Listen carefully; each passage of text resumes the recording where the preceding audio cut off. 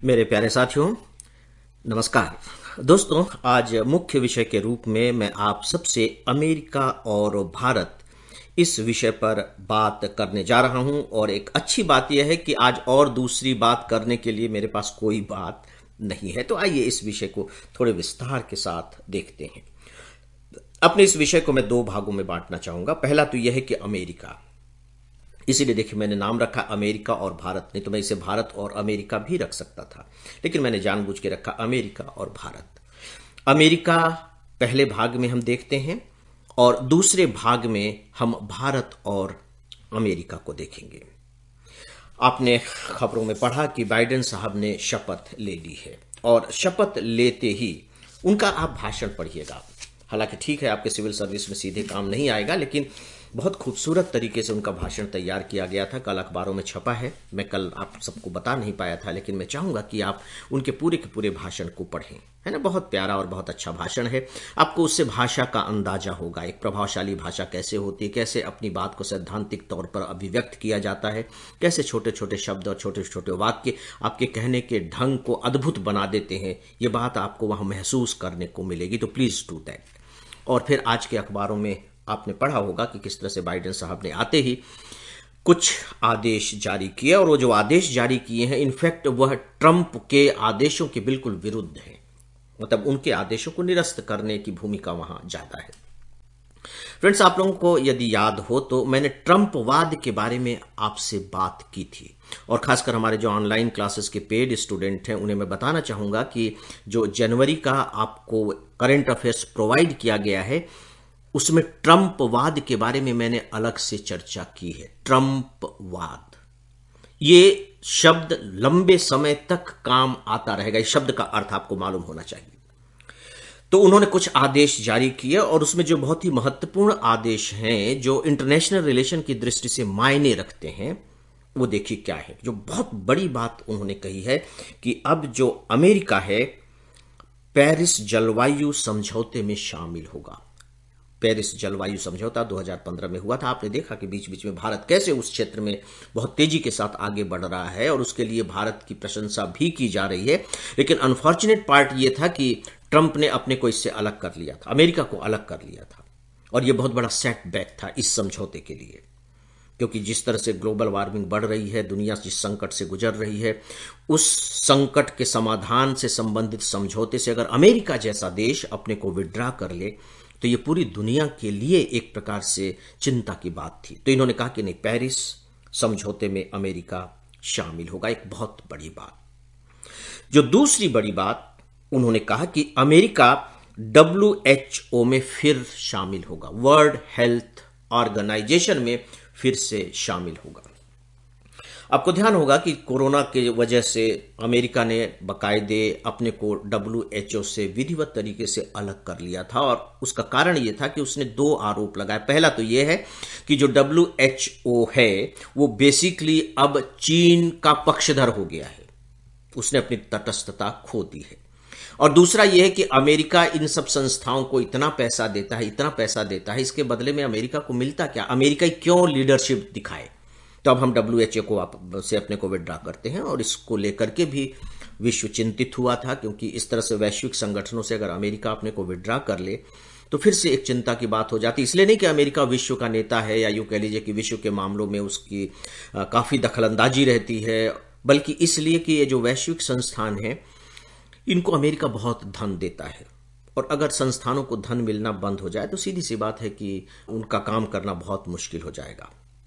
ये दो बहुत महत्वपूर्ण घोषणाएं बाइडेन साहब ने की हैं।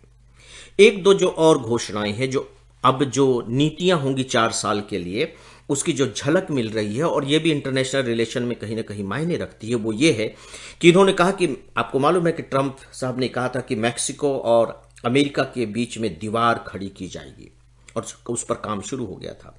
आप मैप में जाकर के देखेंगे तो जो अमेरिका का दक्षिणी भाग है, फिर वहां से मैक्सिको शुरू हो जाता है एक बहुत ही पतली पट्टी के रूप में, फिर वो पूरा का पूरा लैटिन अमेरिका शुरू हो जाता है वहां से।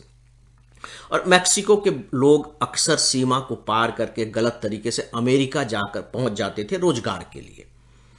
तो चूंकि ट्रंप का नारा था कि अमेरिका अमेरिकन के लिए है, तो मैक्सिको के लोगों को आने से रोकने का उन्होंने यही एक तरीका निकाला कि दीवार खड़ी कर दी जाए। तो इन्होंने अब उस काम को भी बंद करने की घोषणा की है कि नहीं, दीवार नहीं बनेगी। इसके साथ ही साथ मुस्लिम देशों की ट्रैवल पर जो बैन लगाया था ट्रंप जी ने, उसको भी उन्होंने खत्म कर दिया है। यानी कि मुस्लिम देश के लोग भी अब बाकायदे आ सकते हैं, जा सकते हैं। तो इन सब मामलों को आप देखेंगे तो आपको थोड़ा सा ये लगेगा कि नहीं, अमेरिका अब अपने पुराने गौरव को फिर से लौटाना चाह रहा है, जिसे ट्रंप ने बहुत जबरदस्त रूप से धक्का पहुंचाया था, झटका दिया था।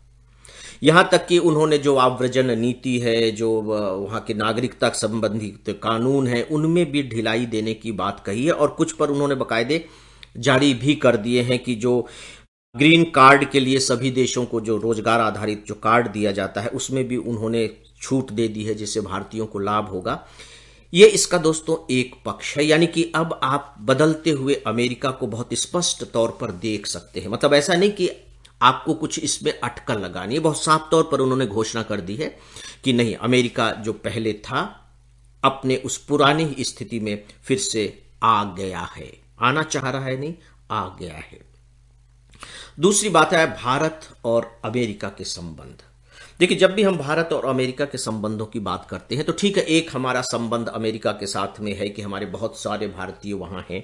आप देख रहे हैं कि बाइडेन की जो कैबिनेट है, उन्होंने जो अपना ग्रुप तैयार किया है, उसमें लगभग 20 भारतीय हैं, जो बहुत बड़ी बात है। कल के अखबारों में आपने पढ़ा होगा कि बाइडेन साहब के जो भाषण भी है वो एक इंडियन ने ही तैयार किया है। उपराष्ट्रपति ही भारतीय मूल की, जिनकी मां भारतीय मूल की रही है। तो एक बहुत बड़ी बात है। यह दिखाई दे रहा है कि भारत और अमेरिका के संबंध कैसे अब और भी ज्यादा घनिष्ठ होने की संभावनाओं की ओर अग्रसर हो रहे हैं। यह बहुत क्लियर है। लेकिन कल जो अमेरिका के जो विदेश मंत्री थे, उन्होंने चीन के बारे में जो घोषणा की है वो बहुत मायने रखती है। विदेश मंत्री ने साफ तौर पर कहा कि देखिए, हम ट्रंप की नीतियों से तो सहमत नहीं थे, लेकिन चीन के बारे में जो उनकी नीतियां थी ना, उनसे हम पूरी तरह सहमत हैं। तो ट्रंप की चीन के साथ क्या नीतियां थी आप बहुत अच्छे से जानते हैं। एकदम सीधे सीधे ट्रेड वार पर बात चल रही थी, है ना। चीन को उन्होंने सीधे सीधे एक प्रकार से अपना दुश्मन ही घोषित कर दिया था। इसका मतलब है कि अमेरिका उस नीति पर चलता रहेगा। अब आप देखिए कि अगर अमेरिका इस नीति पर चल रहा है कि उसे चीन का मुकाबला करना है, और अमेरिका ने बहुत साफ तौर पर कर दिया है कि जो चीन है वही अमेरिका के सामने अभी सबसे बड़ी चुनौती है, और वहां जो उइगर मुसलमान होते हैं उनका बाकायदे नरसंहार कर रहा है चीन, तो आरोप उन्होंने लगाए हैं। अगर चीन अमेरिका की सबसे बड़ी चुनौती है, तो अगर उस चुनौती का अमेरिका को सामना करना है, तो आप बताइए कि वो कैसे कर पाएगा। उसे भारत की मदद लेनी होगी।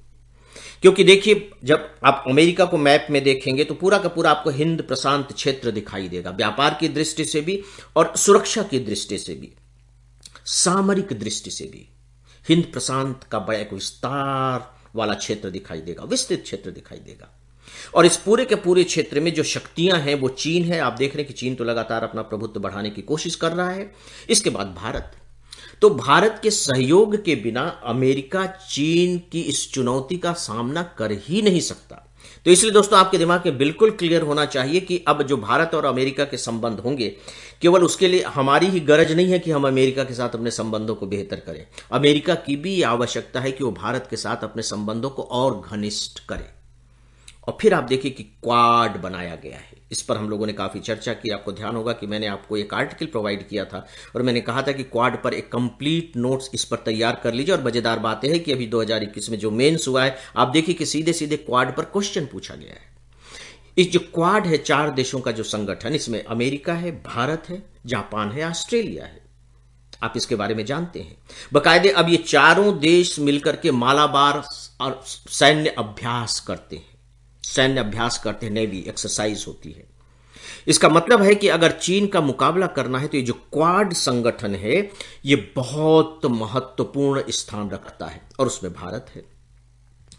कुल मिलाकर के यह है कि अभी की जो सिचुएशन दिखाई दे रही है उसके तहत साफ लग रहा है कि भारत और अमेरिका के संबंध अब और भी ज्यादा घनिष्ठता की ओर बढ़ेंगे। हाँ, ये बात जरूर है कि इन संबंधों को बढ़ाते समय भारत को यह ध्यान रखना होगा कि ठीक है, अमेरिका के साथ हमारे संबंध घनिष्ठ हो रहे हैं, बेहतर हो रहे हैं, लेकिन ऐसा ना हो कि रूस के साथ हमारे संबंध कमजोर पड़ जाएं। भारत के लिए रूस भी उतना ही महत्व रखता है, और रूस उधर चीन से निकटता बढ़ा रहा है। थोड़ा समझने की कोशिश कीजिए पूरे परिदृश्य को। यह परिदृश्य इंटरनेशनल रिलेशन को समझने में बेस का काम करेगा। रूस चीन के निकट आता चला जा रहा है और चीन पाकिस्तान का बहुत बड़ा सपोर्टर है, और जो पाकिस्तान है और भारत के जो संबंध है वो आप बहुत अच्छे से देख रहे हैं। भारत और चीन के जो संबंध है इन्हें आप बहुत अच्छे से जान रहे हैं। कल हम लोगों ने जो वैक्सीन डिप्लोमेसी की बात की थी उसके तहत भी चीन किस तरीके से आसपास के क्षेत्रों के देशों को अपने प्रभुत्व में लाना चाह रहा है। प्रभुत्व में तो नहीं कहना चाहिए, लेकिन ये कह लीजिए कि उन पर एक तरह से कहीं ना कहीं रौब गांठ जमाना चाह रहा है, उन पर प्रभाव डालना चाह रहा है।